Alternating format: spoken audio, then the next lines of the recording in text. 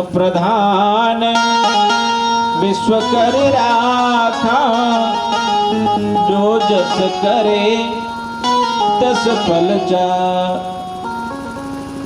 इसलिए संत शिरोमणि गोस्वामी तुलसीदास जी महाराज का जीवन जब हम झांकते हैं तो पता चलता है कि जब वो उनका प्रागट्य हुआ था इस धरती धरा पर, जब आए थे तो उनके 32 दांत थे और पहला शब्द निकला राम। लोगों ने कहा ये अमंगल है। क्या कहा? ये अमंगल है। देखो, जब आप पूजा पाठ करने लग जाते हो, जब आप ज्यादा ही भक्ति में वातावरण कर लेते हो, तो घर वाले एक लाइन में कह देते हैं अभी यहाँ के लायक नहीं है, जयराम जी की बोलना पड़ेगा। इसलिए अधिकांश ऐसे लोग को कहा जाता है, बोला का यहाँ वीर माटी में रखा है, कहे नहीं चित्रकूट धाम और वृंदावन में रह लेते हो, जयराम जी की बोलना पड़ेगा। ऐसा सुनाई देता होगा, निश्चित सुनाई देता होगा।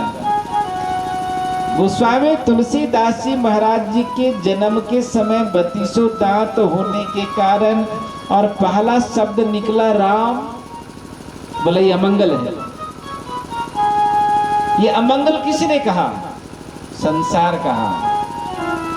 जब आप वास्तव में तिलक रोज लगाते हो, कंठी धारण करते हो और भगवान का नाम चर्चा करने लग जाते हो, तो उनको पता है अभी संसार का बहुत काम नहीं करेंगे। जो दिन दिन भर घर में हल चलाता था, काम करता था, उसका अब ड्यूटी बड़ी कम हो गया, जयराम जी की बोलना पड़ेगा। इसलिए इस लायक नहीं रह गया। ये अमंगल मतलब संसार के लिए। तो मैंने सुना कि पार्वती जी स्वयं लालन पालन की युवावस्था के जब हो गए तो बड़ी सुंदर कन्या से उनका विवाह हुआ। तो पत्नी को बहुत मानते थे। एक दिन सायं काल में उनके साले साहब आए और उनकी पत्नी को जब ले गए और वापस जब लौटे देखा कि मेरी पत्नी नहीं है। पड़ोसन बताइए, बोले कि आपके साले साहब तो ले गए, आपकी पत्नी अपने मायके में अभी होगी। उस अंधेरी रात में वो तूफान, वो बारिश, वो बादल की गड़गड़ाहट, गोस्वामी तुलसीदास जी को डर नहीं लगता। एक का कदम बढ़ाते बढ़ाते बढ़ाते चल पड़े और जब चल पड़े तो गंगा जी की धारा बड़ी तेजी गति से बह रही है, बहुत तेजी गति से। बाढ़ है वर्षा के कारण। उस तूफान में कहते हैं कि वो कोई सौद बहता हुआ आ रहा था, उसमें वो लिपट कर पार हो गए। और उस तूफान में चलते हुए कहते हैं जब ससुराल पहुंचे तो कहते हैं कि पहले मिट्टी का मकान जो खपरेल हुआ करता था, आंगनवाड़ी मकान है ना, हमको लगता है वीर माटी को इसमें ज्यादा अनुभव कराने की जरूरत नहीं है। सांप लटक रहा था, रस्सी समझकर पार हो गए और पार होने के बाद दरवाजा खटखटाया। अरे आओ भाग्यवान, दरवाजा तो खोलो। जय हो। आज गोस्वामी तुलसीदास जी की पत्नी ध्यान करती हैं, बोले वाह, ये 12 बजे रात, इतनी तूफान में, इतनी बारिश में मेरा पति दरवाजा खटखटा रहा है, वो भी आंगन के बीच में आकर। जय हो। इसका मतलब है मेरा पति कोई निर्बल नहीं है, कोई डरपोक नहीं है, कोई कायर नहीं है। इतना रात में भी अगर आ सकता है कोई, इतना हिम्मत कर सकता है, तो कोई हिम्मत वाला होगा। इसका मतलब है मेरा पति हिम्मत वाला है, जयराम जी की बोलना पड़ेगा। उसी समय मन में वो ठान ली, जिसका पति हो राजा वो उसकी पत्नी बनी रहेगी रानी, और जो अपने पति को बनाएगा नौकर तो पत्नी स्वतः कहलाएगी नौकरानी। जयराम जी की बोलना पड़ेगा। इसलिए पत्नी का दायित्व है पति को हम क्या बनाएं, है ना। एक बार एक पति को किसी पड़ोस वाले ने कस के बोल दिया। कस के बोल दिया तो पत्नी ने कहा आपको जरा से भी शर्म लाज नहीं है, पड़ोस वाला इतना बोलकर चला गया और आप सुनते रहे। तो पति ने कहा क्या बोलूं, जब से तुम मेरे जीवन में आई हो तब से पूरे खानदान को सुनाते रहती हो और मैं तुम्हें कुछ नहीं बोलता हूँ। जयराम जी की बोलना पड़ेगा।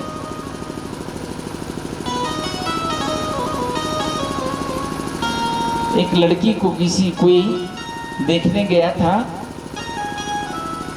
तो जब देखने जा रहा था तो उसकी सहेली ने कहा जानती हो 5 लोग देखने आ रहे हैं। दूसरे ने कहा नहीं 10 लोग। तीसरे ने कहा बोलो नहीं 20 लोग देखने आ रहे हैं।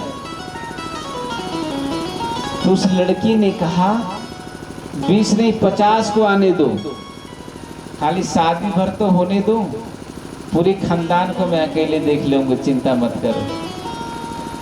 जयराम जी की बोलना पड़ेगा। जो लोग कहते हैं ना महिलाएं बड़ी निर्बल होती है, अबला होती है ना, पूरे खानदान को संभाले रहती कि नहीं। बोले श्याम रामचंद्र भगवान की। आज उस पत्नी को लगा है आज मैं पत्नी को सिखाऊंगी। देखो पत्नी को गुस्सा जरूर आना चाहिए और पति को सिखाने का भी अकल जरूर होना चाहिए। अगर पत्नी एकदम शांत हो जाए, कुछ ना बोले, तो पति नहीं सुधर सकता है। जयराम जी की बोलना पड़ेगा। आज उस पत्नी के जीवन में आया कि मैं आज पति को मैं सिखा दूंगी, क्योंकि सिर्फ गोस्वामी तुलसीदास जी की पत्नी सिर्फ पत्नी नहीं है, धर्म पत्नी है। धर्म पत्नी माना जो अपने पति और परिवार को धर्म की ओर ले जाए, उसका नाम धर्म पत्नी है। पूरे विश्व के इतिहास में सिर्फ भारत और भारतीय संस्कृति ही एक ऐसी संस्कृति है जिस पत्नी के शब्द के आगे धर्म शब्द लगा हुआ है। जबकि अन्य संस्कृति में नारी को भोग की वस्तु मानी गई है, सिर्फ भोग भोगने के लिए स्त्री है। लेकिन हमारी भारत और भारतीय संस्कृति में आया यत्र नारी पूज्यन्ते तत्र रमन्ते देवता। जिन घरों में, जिन स्थानों में स्त्रियों की पूजा होती है, सम्मान होती है, उस घर में देवता भी निवास करते हैं। इसलिए भगवान अपना नाम अगर रखते हैं लक्ष्मी नारायण, तो लक्ष्मी पहले नारायण बाद में, गौरी शंकर, गौरी पहले शंकर बाद में, राधे श्याम, राधे पहले श्याम बाद में, है ना। सीता राम, सीता पहले राम बाद में। इसलिए अपने भारत और भारतीय संस्कृति में एक बार अगर विवाह हो जाता है तो 7-7 जन्म तक निभता रहता है। भारतीय संस्कृति में कोई तलाक तलाक तलाक नहीं है, कोई डिवोर्स शब्द नहीं है ना। कहीं आपने देखा आज तक कि जिससे आप शादी कर सकते हो उसको छोड़ भी सकते हैं, ऐसा कोई नियम है?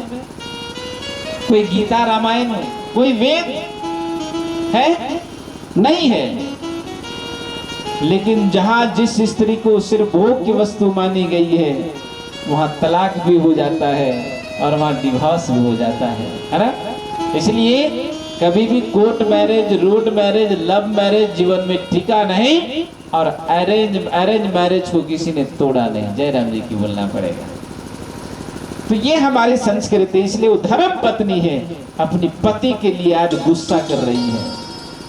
देखो मैं सिखा रहा हूं पत्नी को गुस्सा करना चाहिए, लेकिन गुस्सा कब और कहां करना चाहिए जयराम जी की बोलना पड़ेगा। ये नीति और नियत और दृष्टि आपकी साफ होना चाहिए। कहते हैं दरवाजा तो खोले, दरवाजा खोलकर वो गुस्से में बोली, जिस हाड़ मांस को इतना चाहते हो, इतना अगर भगवान को चाहा होता तो तुझे भगवान मिल गया होता। तो स्वामी तुलसीदास जी को लगा अरे वाह, भगवान की बात आ रही है। ओहो,